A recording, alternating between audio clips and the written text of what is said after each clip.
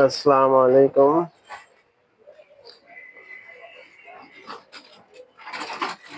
বারে আজকে শনিবার, দোকান খুললাম 9টা 36-এ। প্লাস সাথে সাথে এই অন প্লাস মেশিনটা এসে সার্ভিসিং করার জন্য ছাতিয়ানতলা থেকে। এই মেশিনটা স্থানীয় এক মিস্ত্রি দেখাচ্ছে, সে পারিনি, না পারার সত্ত্বে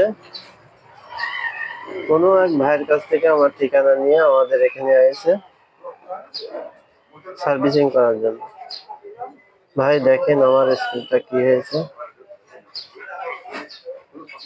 তাই এটা দেখে এবং অন করে দেখি ডিসপ্লে ক্লিয়ার আসছে না, সেক্ষেত্রে বললাম সার্কিটের সমস্যা। আমরা অনেক সময় কিন্তু মেশিন উপরে দেখেও বুঝতে পারি যে মেশিনের ভিতরে কি সমস্যা, কোন জায়গায় সমস্যা, কি হয়েছে, বা ব্যাটারির সমস্যা কিনা, সার্কিটের সমস্যা কিনা, ডিসপ্লে সমস্যা কিনা, এগুলো কিন্তু আমরা দেখলেই বুঝতে পারি মেশিনটা। প্লাস অন করলে বোঝা যায় সব। এই যে আমি অন করে দিলাম, এইভাবে অন করলে অনেক সময় বোঝা যাবে যে মেশিনটা কি হয়েছে। তো মেশিনটা মূলত সমস্যা ছিল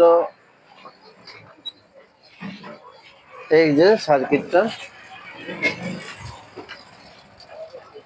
এই সার্কিটটা মূলত সমস্যা ছিল।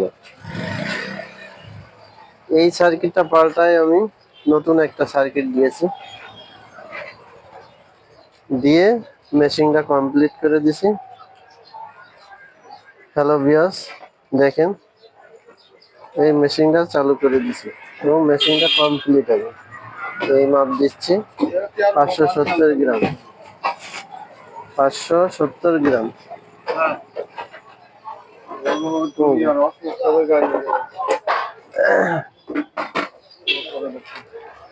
এই যে প্লাস আমরা নতুন স্কেলও বিক্রি করি, এই স্কেলটা বিক্রি করলাম এখনই গ্রামীণ রকেট।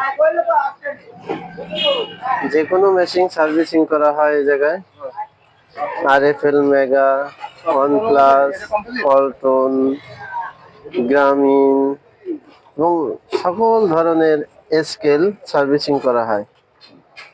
এটা যশোর সিটি প্লাজার সামনে, গোহাটা রোড। যে যেখান থেকে দেখবেন আমার পেজটা ফলো করবেন, এবং আমি কাজের শেখানোর উদ্দেশ্যেই পেজটা খুলেছি, এবং ভিডিওটাও দেখবেন একটু।